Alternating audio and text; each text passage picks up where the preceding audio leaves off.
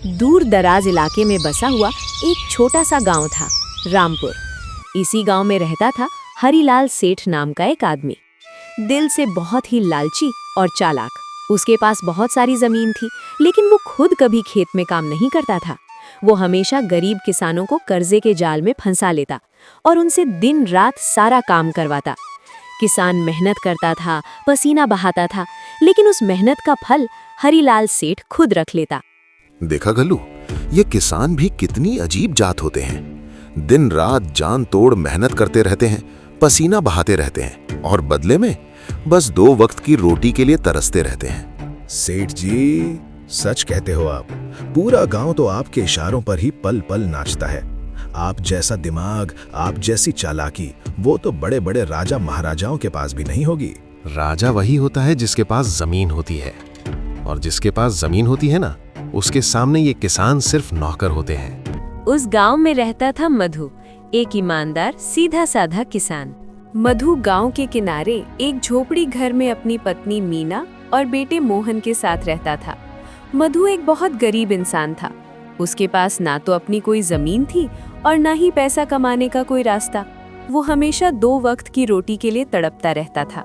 लेकिन मधु का बेटा मोहन बचपन से ही बहुत ज्यादा चालाक और समझदार लड़का था। घर की हालत को देखकर उसका मन हर रोज ही अंदर अंदर टूट जाता था। वो सब समझता था, माँ बाप की मजबूरी, घर की कमी और भूख का दर्द, पर कुछ कर नहीं पाता था। एक दिन मधु हिम्मत करके गांव के सेठ हरिलाल के पास जाता है। सेठ जी, मैंने सुना है कि आप किसानों को जमीन ठेके पर देते हो खेती करने के लिए।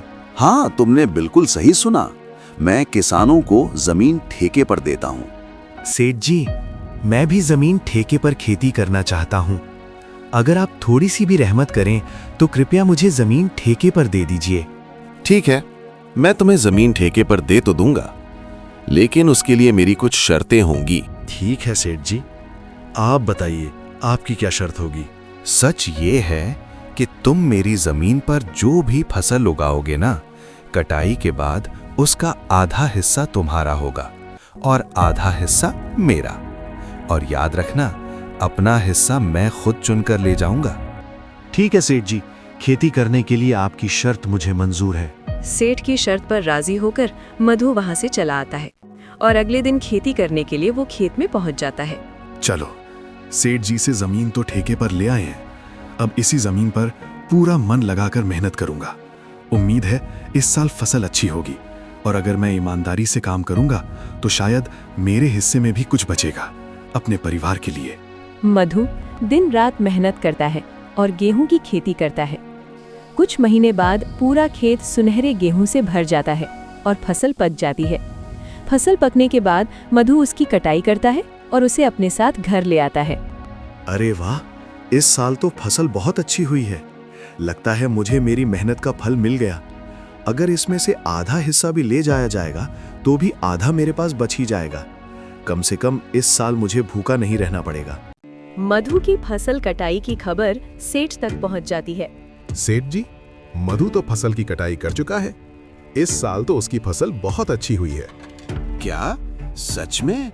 ये तो बहुत अच्छी बात है। चलो फिर चलकर देख आते हैं और अपना हिस्से की फसल खुद ले आते हैं। अरे मधु, फसल की कटाई हो गई क्या? मैंने सुना है इस साल तो तुम्हारी फसल बहुत ही अच्छी हुई है। हाँ सेठ जी, बिल्कुल सही। इस साल मैंने बहुत कड़ी मेहनत करके फसल उगाई है। दिन रात मेहनत करने के बाद ही इतनी अच्छी फसल हुई है। अरे ये तेरी मेहनत की वजह से नहीं, ये तो मेरी जमीन का कमाल है। जमीन चाहे जितनी भी अच्छी हो, अगर उसमें मेहनत नहीं होगी तो फसल कैसे उग पाएगी? ज्यादा बहस मत करो मुझसे। असली कमाई का हकदार वही होता है जिसकी ये जमीन होती है। शर्त के मुताबिक जल्दी से इसका आधा हिस्सा निकालो, मुझे और भी बहुत काम है। सेठ खुद अपने हाथों से सबसे अच्छी और सबसे ज्यादा फसल चुनकर ले गया। उसने जानबूझकर सिर्फ थोड़ा सा ही मधु के लिए छोड़ दिया। मधु बस चुपचाप सब देखता रहा। उसकी आंखों से आंसू बह निकले, पर वो कुछ भी नहीं कर पाया। हे भगवान, पूरे साल इतनी मेहनत करने के बाद भी मेरे हिस्से में कुछ भी नहीं बचा। इतने से में मैं अपने परिवार का पेट कैसे भरूंगा? आखिर कब तक मेरे साथ ऐसा ही होता रहेगा? क्या मेरी मेहनत की कोई कीमत ही नहीं है? मधु बची हुई थोड़ी सी फसल लेकर चुपचाप घर के अंदर चला गया। घर पहुंचकर उसने सारी बात अपनी पत्नी मीना को बता दी। बात करते करते उसकी आंखें भर आईं और वो मन ही मन रो पड़ा। पास में बैठा मोहन सबको चुपचाप सुन रहा था। सेठ की बातें सुनकर मोहन का दिल गुस्से से भर गया। उसने पहली बार समझा, गरीबी सिर्फ कमी नहीं, नाइंसाफी भी होती है। मुझे कुछ करना होगा। ये सेठ जी किसानों के साथ बिल्कुल ठीक नहीं कर रहे हैं। अब और बर्दाश्त नहीं होगा। पिताजी, ये सेठ किसानों के साथ बहुत गलत कर रहा है। उसे एक बार सबक सिखाना पड़ेगा, वरना ये सब कब तक चलता रहेगा। आप बस एक काम कीजिए पिताजी, मैं जो कह रहा हूँ आप बस उसी तरह कीजिए। इस बार हम चुप नहीं रहेंगे। अगली सुबह मधु फिर से हिम्मत करके सेठ के घर पहुंच जाता है। बोलो मधु, क्या काम है? सेठ जी, मुझे दोबारा जमीन ठेके पर चाहिए। ठीक है, मैं तुम्हें खेत ठेके पर दे दूंगा, लेकिन तुम्हें मेरी शर्त पर चलना होगा। क्या शर्त है सेठ जी, बताइए। मेरी शर्त ये है, तुम जो भी फसल उगाओगे ना, उसका नीचे का हिस्सा तुम्हारा होगा और ऊपर का हिस्सा मेरा। अगर ये शर्त मंजूर है तो बोलो। मंजूर है, मैं आपकी शर्त मानता हूँ सेठ जी।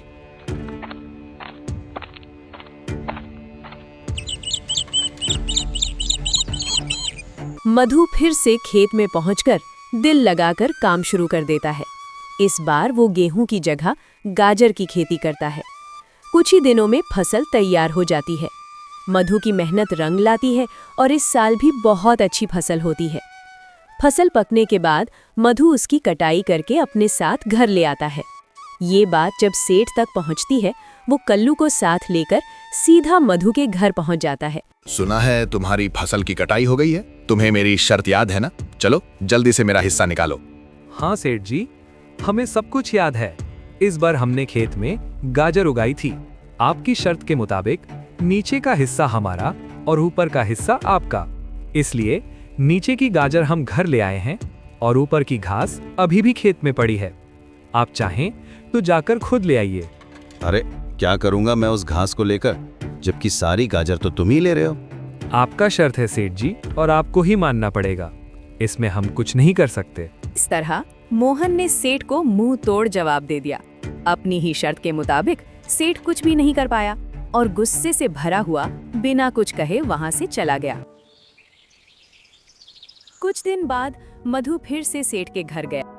प्रणाम सेठ जी, सब कुछ ठीक ही चल रहा है ना? हाँ, मैं तो बिल्कुल ठीक हूँ। तुम बताओ मधु, इस बार क्या चाहिए तुम्हें? सेठ जी, इस बार भी मुझे आपकी जमीन ठेके पर चाहिए, खेती करने के लिए। ठीक है, खेती करने से पहले मेरी शर्त भी सुन लो। इस बार फसल का नीचे का हिस्सा मेरा होगा और ऊपर का हिस्सा तुम्हारा। तो बोलो, मेरी शर्त तुम्हें मंजूर है? ठीक है सेठ जी, ये शर्त भी मुझे मंजूर है। अगले ही दिन वो खेती के काम में लग जाता है। इस बार मधु ने गोभी की फसल उगाई।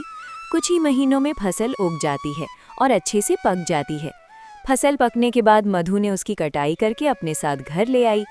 फसल की कटाई की खबर सेठ तक पहुंचती है और वो तुरंत कल्लू को साथ लेकर मधु के घर पहुंच जाता है।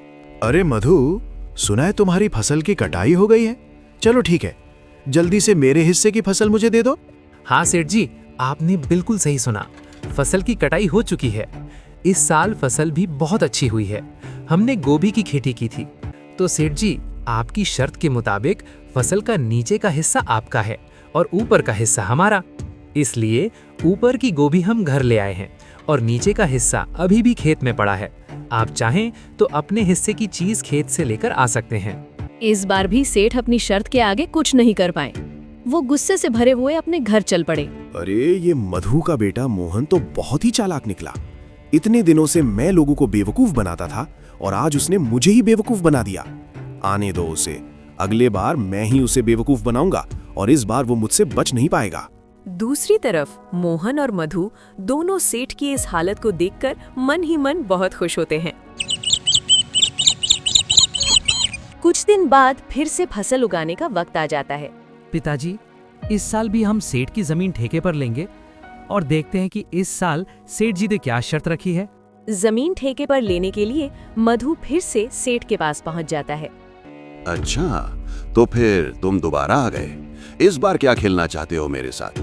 तुम दोनों बाप और बेटा बहुत ही चालाक निकले, लेकिन एक चीज याद रखना, मेरे साथ ज्यादा होशियारी मत करना। सेठ जी, मैं तो एक साधारण किसान हूँ। मैंने बस आपकी ही शर्त का पालन किया है। अच्छा, ठीक है, तो तुम ये बताओ, तुम यहाँ क्यों आए हो? सेठ जी, मुझे इस बार भी आपकी जमीन ठेके पर चाहिए। अच्छा, तो फिर तुम्हें जमीन ठेके पर चाहिए। ठीक है, जमीन तो ठेके पर मैं दे दूंगा, लेकिन उससे पहले मेरी शर्त भी सुन लो। इस बार खेती में जो भी तुम फसल उगाओगे, उस फसल का अंदर का हिस्सा मेरा होगा और बाहर का हिस्सा तुम्हारा। तो बोलो, क्या ये शर्त तुम्हें मंजूर है? हाँ हाँ, बिल्कुल मंजूर है सेठ जी। चलो, मैं अब आता हूँ, मुझे अब फसल उगाने की तैयारी भी करनी है। सेठ जी से जमीन ठेके पर लेकर मधु फिर अपने घर चला जाता है। अगले ही दिन वो खेत पहुंच जाता है और मन लगाकर पूरी मेहनत से काम शुरू कर देता है। इस बार मधु ने खेत में मूंगफली की फसल उगाई। कुछ ही महीनों में फसल उग जाती है और थोड़े ही दिनों बाद फसल अच्छी तरह से पक जाती है। फसल पकने के बाद मधु ने उसकी कटाई करके सारी मूंगफली अपने साथ घर ले आई। फसल की कटाई की खबर तुरंत सेठ तक पहुंच जाती है और सेठ सीधा कल्लू को साथ लेकर मधु के घर चल पड़ते हैं। अरे आइए आइए सेठ जी, क्या हालचाल है आपका? पिताजी और मैं आपके आने का ही इंतजार कर रहे थे। अच्छा, तो फिर ये बात है। फसल की कटाई हो गई है ना? अब चलो, जल्दी से मेरे हिस्से की फसल मुझे दे दो।